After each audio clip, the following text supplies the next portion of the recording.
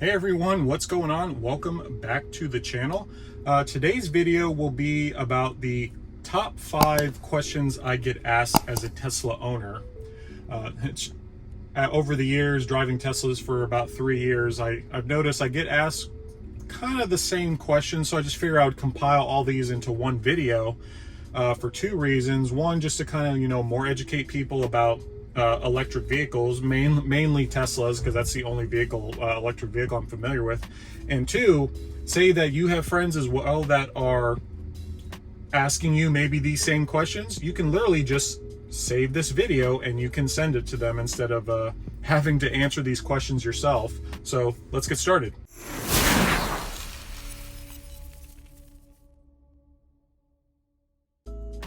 All right, so the question I probably get asked the most is, Matt, how do you charge your car? Like, how do you do it? So I'll give you a little quick demonstration.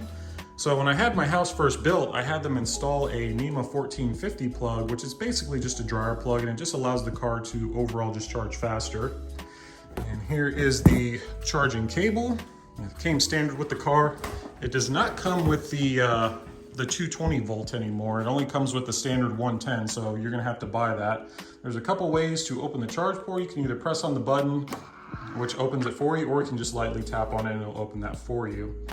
You can just simply plug it in. You'll see a flashing blue light, and if the car is receiving charge, you'll see now it's flashing green. And just kind of give you a better visual representation here. So we'll go into the car. Don't mind the skeleton. I love Halloween. It's probably, other than Christmas, one of my favorite holidays. So he's my co-pilot for the month. But as you can see, yep, the car is now starting to charge.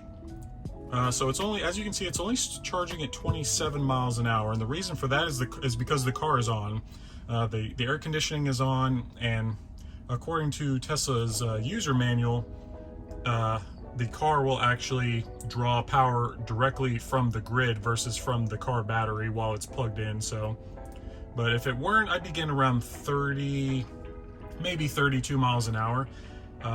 If you decide to charge it only via the 110 that comes with the car, you're only gonna be getting around 4 miles an hour, which if you have a long commute, that's definitely not gonna work. So I highly recommend hiring an electrician and getting that installed. You can install a wall charger as well, Tesla's wall charger. I didn't feel the need for that just because, that thing costs $500 and they have to come, somebody has to come out and install it, and that was too much. I didn't want to do it. So I think that NEMA 1450 plug cost me around $200 to have installed. So overall, not bad.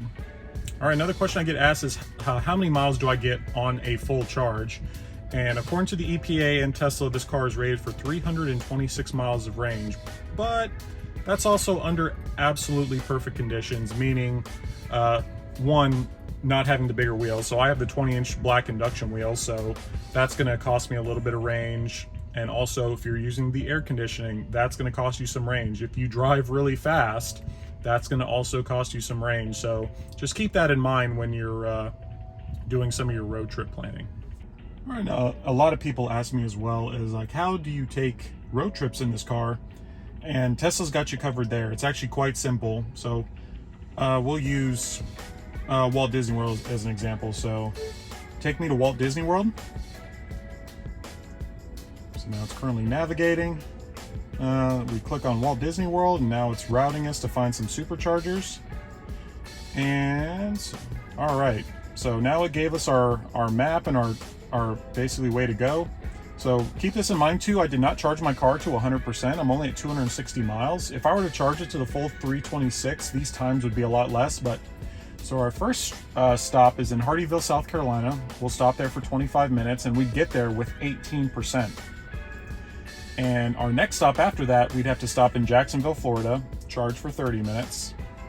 And then after that, we're on our way to Walt Disney World, and we would arrive at Walt Disney World with 15% left. Keep in mind, this is with 260 miles, so that's what it's basing it off of. Total trip is 456 miles for a grand total of 7 hours and 30 minutes. And it's as easy as that. Like, Tesla's taking care of that for you. The range anxiety, just having to find chargers. I know, and Tesla's supercharger network is extremely reliable. Cool thing is it can actually, I can't do it right now, but it actually tells you along the way, like, hey, how many superchargers at the station are currently in use? Are any broken? What kind of stuff is nearby? Like, say like you want to grab a quick bite to eat. It could be like maybe at a gas station, or there could be a restaurant nearby, or maybe you're taking a road trip just across the country and you want to stop somewhere overnight.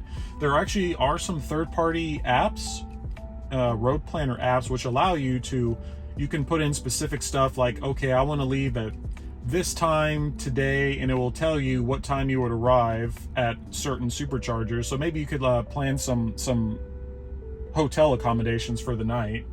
So it's extremely easy to do road trips in this vehicle. I know people think like, oh, the car only goes 326 miles. Like, oh, that's that. I need more range. There's no gas stations. There's no places to charge. Yes, there are. Actually, Tesla Supercharger network is the largest one in the entire world, and it's still constantly growing.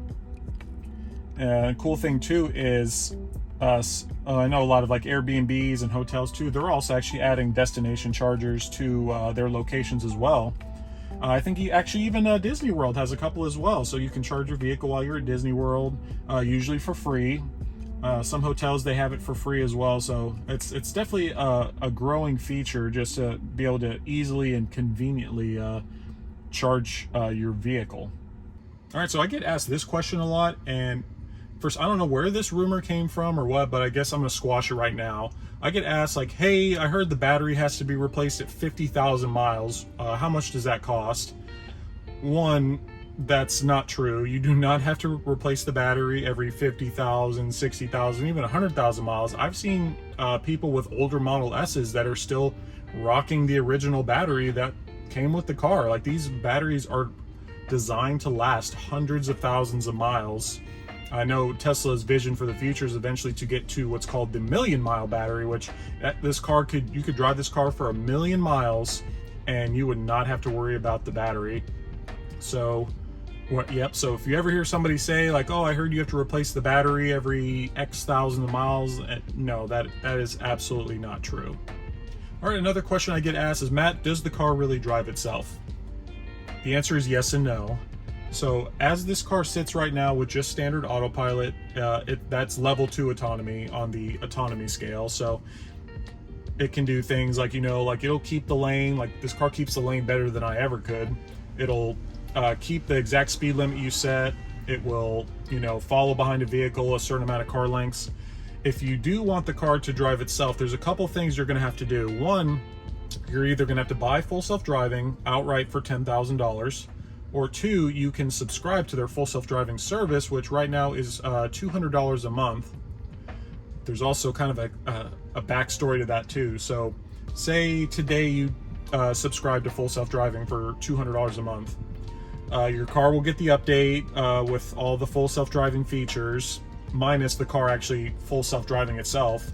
And then on your Tesla app, you're going to get what's called the basically safety score beta. And what that does is you're allowing Tesla to track your driving habits. So it takes certain things into consideration when spitting out a safety score. So like if you brake too hard, if you turn too fast, if your car has a collision warning, aka you're following too close to somebody, that's going to ding your score. And Elon recently tweeted, and even said this during the shareholders meeting yesterday, that so the full self-driving for everyone plans to roll out at midnight tonight California time, or Pacific time. And what's going to do is it's going to start with the first 1,000 people that have a perfect 100 score, which he did say there's around 1,000 people. So basically those first group of people are going to get full self-driving tomorrow morning. So I imagine we'll see a lot of videos on that. And then they'll kind of hold it for a couple of days just to make sure people aren't being absolutely ridiculous, aka like filming themselves in like the back of the car or something while the car is driving. And then over the next few days, they'll start to roll out full self-driving to people that have like 99 scores, 98, 97, and so on. There isn't an official cutoff of like, hey, what's my score need to be at the minimum to get full self-driving. Elon kind of jokingly said a 60 last night during the shareholders meeting, but there's really no official number.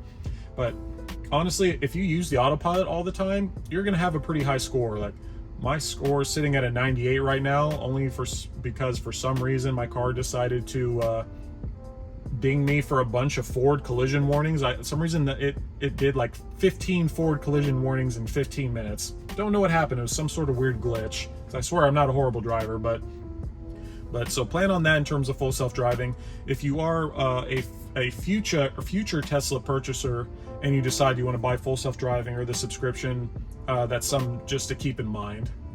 All right, everyone, that's all I've got for my top 5 questions I get asked as a Tesla owner. If you enjoyed the video, please consider giving it a thumbs up. And if you're new to the channel and enjoyed the content, please hit that subscribe button down below as well. It definitely helps me out a lot.